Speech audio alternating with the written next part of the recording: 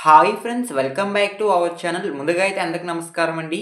మరొక ఇంట్రెస్టింగ్ అప్డేట్తో నేను మీ ముందుకు రావడం జరిగిందండి. సో అప్డేట్ ఏంటి అనే విషయానికి కనుక వచ్చినట్లయితే, ఆంధ్రప్రదేశ్ రాష్ట్రంలో ఉన్నటువంటి చిన్న మరియు సన్నకారు రైతులకు సంబంధించి ప్రభుత్వం అయితే ఒక తాజా అప్డేట్ని అయితే రిలీజ్ చేయడం జరిగిందండి. ఆ అప్డేట్ ఏంటి అనే విషయానికి కనుక వచ్చినట్లయితే, ఆంధ్రప్రదేశ్ రాష్ట్రంలో సాదా బైనామా భూములు కలిగి ఉన్నటువంటి రైతులకు సంబంధించి ఎవరైతే ఇంతవరకు రిజిస్ట్రేషన్స్ అనేవి పూర్తి చేసుకోలేదో సో వారికి సంబంధించి రిజిస్ట్రేషన్స్ అనేవి ఓపెన్ కావడం జరిగిందండి. సో వీరు రిజిస్ట్రేషన్స్ ఏ విధంగా చేసుకోవాలి, కావాల్సిన డాక్యుమెంట్స్ ఏమిటి, అదేవిధంగా ఎక్కడికి వెళ్ళి రిజిస్ట్రేషన్స్ అనేవి పూర్తి చేసుకోవాల్సి ఉంటుంది అనేటువంటి పూర్తి సమాచారం తెలియజేస్తాను. వీడియోని ఎక్కడ స్కిప్ చేయకుండా చూడండి, అప్పుడే మీకు పూర్తి సమాచారం అర్థమవుతుంది. మన ఛానల్లో ఎవరైనా ఫస్ట్ టైం చూస్తుంటే ఛానల్ చూసి కంటెంట్ నచ్చినట్లయితే సబ్స్క్రైబ్ చేసుకొని పక్కనే ఉన్న బెల్ ఐకాన్ ఆన్లో పెట్టుకోండి. ఇలాంటి లేటెస్ట్ ఇన్ఫర్మేషన్ అప్డేట్స్ కొరకు ముందుగా మన టెలిగ్రామ్ ఛానల్ అయితే ఫాలో చేయండి. టెలిగ్రామ్ ఛానల్లో మెసేజ్ రూపంలో ఎప్పటికప్పుడు అప్డేట్స్ అనేవి పోస్ట్ చేయడం జరుగుతుంది. ఎవరికైనా ఇంట్రెస్ట్ ఉంటే ఒకసారి టెలిగ్రామ్ ఛానల్ని ఫాలో చేయండి. డిస్క్రిప్షన్లో లింక్ అనేది అవైలబుల్గా ఉంది. సో ఇక లేట్ చేయకుండా డైరెక్ట్గా వీడియోలోకి అయితే వెళ్ళిపోదామండి. వీడియోలో భాగంగా ముందుగా చూసుకున్నట్లయితే ముందుగా అసలు సాదా బైనామా భూములు అంటే ఏమిటి అనేటువంటి సమాచారం తెలియజేస్తాను. సో ముందుగా చూసుకున్నట్లయితే సాదా బైనామా అనేది రిజిస్ట్రేషన్ చేయకుండా తెల్ల కాగితంపై భూమి కొనుగోలు చేసే ప్రక్రియ అనేది సమాచారం అండి. చట్టబద్ధ రికార్డులు లేకపోవడం వల్ల వేలాది మంది రైతులు ఇబ్బంది పడుతున్నారనేది సమాచారం. ఈ పథకం ద్వారా అలాంటి భూములు అధికారికంగా క్రమబద్ధీకరణ అవుతాయనేది సమాచారం అండి. సో ఓకేనా, మీకు అర్థమైంది అనుకుంటున్నాను.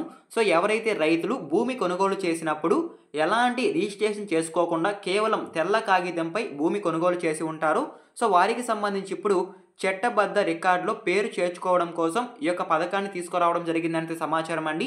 సో ఓకేనా, మీకు అర్థమైంది అనుకుంటున్నాను. సో అదేవిధంగా నెక్స్ట్ చూసుకున్నట్లయితే 2025 సాదా మైనా పథకంలోని కొన్ని ముఖ్యాంశాలు అయితే రావడం జరిగిందండి ప్రభుత్వం నుంచి అయితే. సో ఆ ముఖ్యాంశాలు ఏంటి, ప్రధాన అంశాలు ఏంటి అనేటువంటి సమాచారం తెలియజేస్తాను. సో ముందుగా చూసుకున్నట్లయితే 2024 జూన్ 15 లోపు భూమి కొనుగోలు చేసిన వారు మాత్రమే ఇప్పుడు రిజిస్ట్రేషన్ చేసుకోవడానికి అర్హులు అనేది సమాచారం అండి.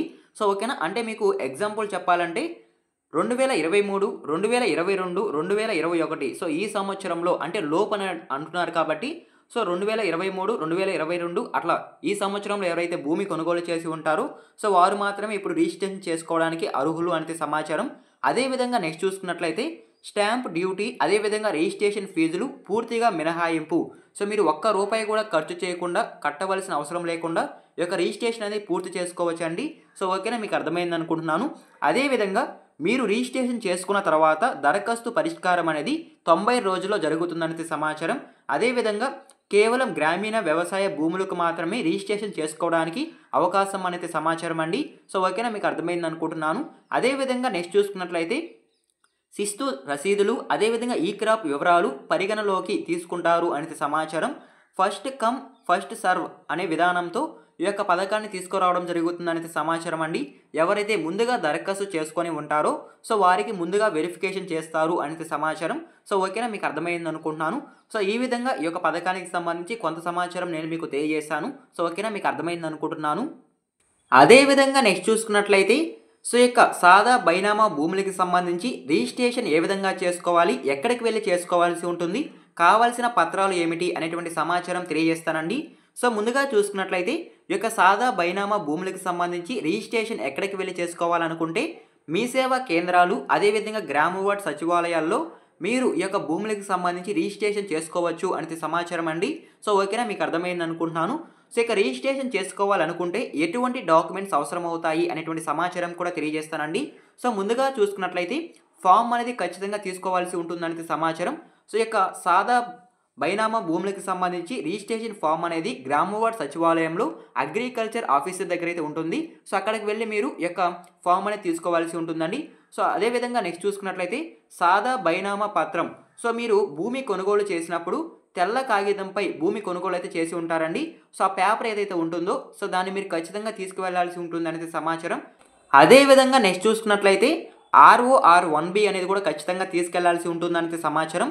దీనితో పాటు శిస్తు రసీదులు ఈ క్రాప్ నందు పంట వివరాలు. సో ఓకేనా, మీకు అర్థమైంది అనుకుంటున్నాను.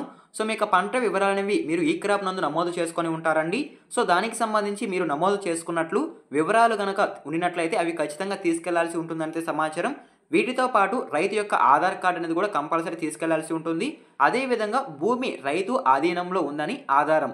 సో మీ యొక్క భూమి అనేది మీ ఆధీనంలో ఉందా లేదనే దానిపై కూడా ఒక ఆధారం అనేది కూడా తీసుకెళ్లాల్సి ఉంటుంది. సో ఈ రకమైన మీరు రిక్వైర్డ్ డాక్యుమెంట్స్ అనేవి తీసుకువెళ్ళి గ్రామ వార్డ్ సచివాలయం లేదా మీ సేవా కేంద్రాలకు తీసుకువెళ్ళి సో మీరు ఈ యొక్క పథకానికి సంబంధించి దరఖాస్తు అనేది చేసుకోవచ్చండి. సో ఓకేనా, మీకు అర్థమైంది అనుకుంటున్నాను. అదేవిధంగా నెక్స్ట్ చూసుకున్నట్లయితే మీరు దరఖాస్తు పూర్తి చేసుకున్న తర్వాత నెక్స్ట్ ప్రాసెస్ ఏ విధంగా ఉంటుంది అనేటువంటి సమాచారం తెలియజేస్తానండి. సో ముందుగా చూసుకున్నట్లయితే ప్రభుత్వం దశల వారీగా మీ యొక్క దరఖాస్తును పరిశీలించడం జరుగుతుందనే సమాచారం. సో ముందుగా మీరు దరఖాస్తు ఫామ్ సమర్పించుకున్న తర్వాత తహసీల్దార్ పరిశీలన విచారణ జరుగుతుందనే సమాచారం. అదేవిధంగా మీ యొక్క భూమి అనేది మీ ఆధీనంలో ఉందా లేదనే దానిపై కూడా నిర్ధారణ జరుగుతుందనే సమాచారం. ఈ విధంగా వెరిఫికేషన్ పూర్తి అయిన తర్వాత మీకు తుది ధృవీకరణ సర్టిఫికేట్ రావడం జరుగుతుందంటే సమాచారం అండి. సో ఓకేనా, మీకు అర్థమైంది అనుకుంటున్నాను. సో ఈ విధంగా సాదా బైనామా భూములకు సంబంధించి రిజిస్ట్రేషన్స్ అనేవి కొనసాగుతున్నాయండి. సో ఇప్పుడు మీరు గ్రామ వార్డ్ సచివాలయం లేదా మీ సేవా కేంద్రాలకు వెళ్ళి నేను ఇప్పుడు చెప్పిన రిక్వైర్డ్ డాక్యుమెంట్స్తో మీరు దరఖాస్తు అనేది చేసుకోవాల్సి ఉంటుంది. సో మళ్ళీ ఎప్పుడు వరకు దరఖాస్తులు చేసుకోవచ్చు అనే దానిపై అయితే ప్రభుత్వం అయితే ఎలాంటి క్లారిటీ అయితే ఇవ్వలేదండి. సో ప్రస్తుతం ఈ యొక్క సమాచారాన్ని మాత్రమే మనకు తెలియజేయడం జరిగింది. సో కాబట్టి ముందు రైతులు వెంటనే వెళ్ళి దరఖాస్తు అనేది చేసుకోండి. సో ఓకేనా, మీకు అర్థమైంది అనుకుంటున్నాను. సో ఇదేనండి సాదా బైనామా భూములకు సంబంధించి వచ్చిన తాజా సమాచారం అయితే. వచ్చిన సమాచారాన్ని 1 by 1 అయితే నేను మీకు తెలియజేశాను అనుకుంటున్నాను. సో ఇక ఇన్ఫర్మేషన్ మీకు నచ్చినట్లయితే లైక్ చేయండి. ఇలాంటి లేటెస్ట్ అప్డేట్స్ కొరకు మన ఛానల్ని సబ్స్క్రైబ్ చేసుకొని పక్కనే ఉన్న బెల్ ఐకాన్ అయితే ఆన్లో పెట్టుకోండి. ఎన్ వర్క్ చూసింటే థ్యాంక్ యూ ఫర్ వాచింగ్ అండి. మరొక ఇంట్రెస్టింగ్ వీడియోతో మీ ముందుకు వస్తాను. అంతవరకు జై హింద్.